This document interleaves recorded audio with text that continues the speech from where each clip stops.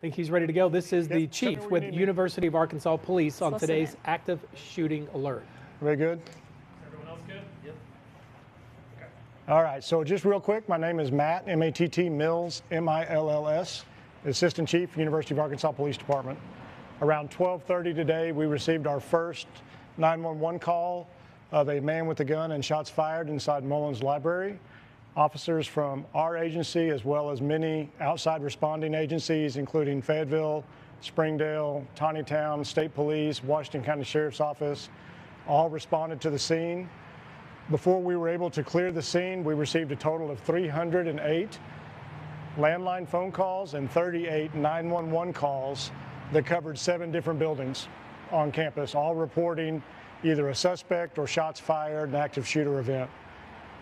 From there, the officers were able to clear all of the buildings. We cleared them floor by floor, room by room, escorted many students, faculty, and staff out of the buildings, and then were able to break down command and open the buildings. At this time, we have no record of shots fired, no injuries. It's looking as if this was another swatting or hoax call. With that, I'm happy to answer any questions. I was a little confused about what you were talking about. So you had 300 300, landline calls, three- and 31 308 landline calls and 31 911 calls, all at the same, around the same. all in the same period and on the same time into our communications center. And they were just reporting. What were they saying? Some of, well, they all varied. Some of them were shots fired. Some of them were concerned citizens or parents asking what they should do. Their children are reporting this. So it was everything from possible suspect information to questions. Have you been able to get a handle on who was involved in this or how many people might be responsible?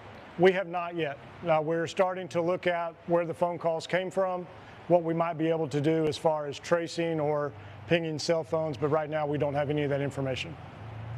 What were the 7 buildings? Could you tell us that? I was afraid you were going to ask me that. Okay, you guys can't put this part on the TV. I'm referring to my notes. Looks like we had calls at, of course, Mullins Library, the 1021 Food Hall. You've been listening to the chief there with the University of Arkansas Police. All right, so still lot of- got to get sorted out. He's saying well over 300 911 calls came in, which it seems to be a swatting incident, which Right. led to this, 2+ hour active shooting alert issue on campus.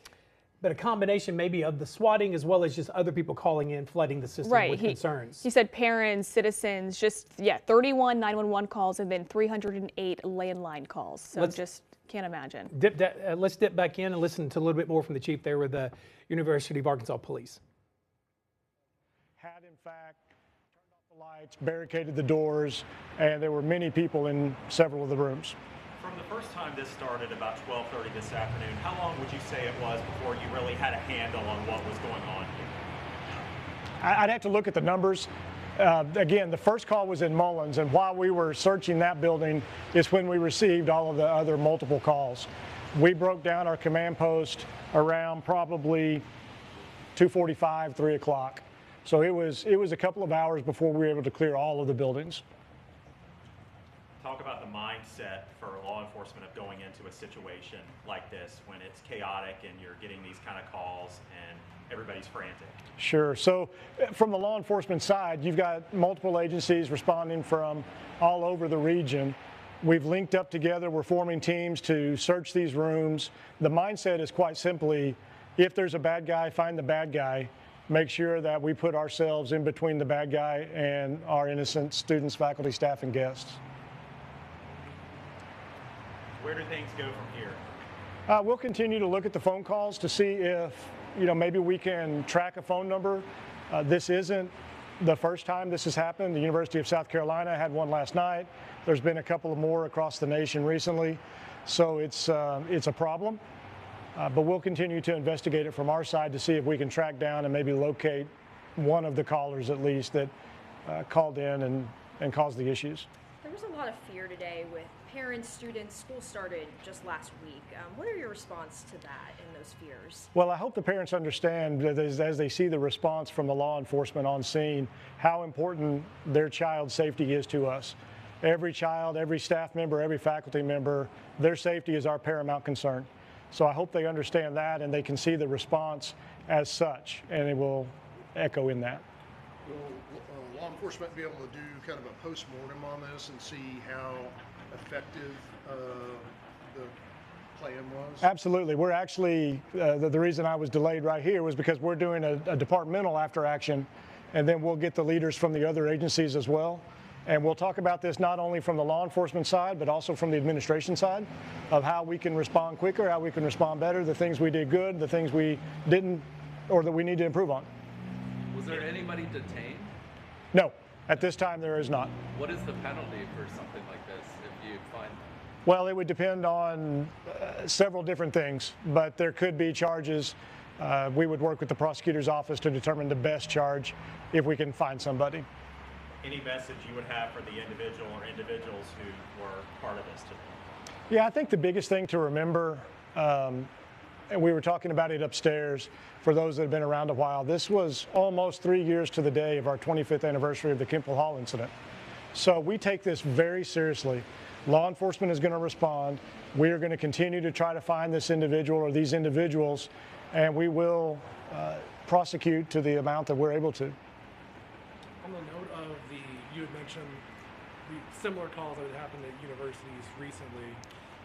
Is it too early to say, or do you have any evidence to show you that this was one of those? Yeah, I have no idea, yeah. And as a follow-up to that, is this the sort of thing that like the FBI would be getting involved in if it involves multiple? Yeah, they were on scene with us. So if we need their assistance, they've already offered it, and we will use every resource that we have available to us. And just to be crystal clear, so I know you got many hundreds of calls. Some of them were panicked people.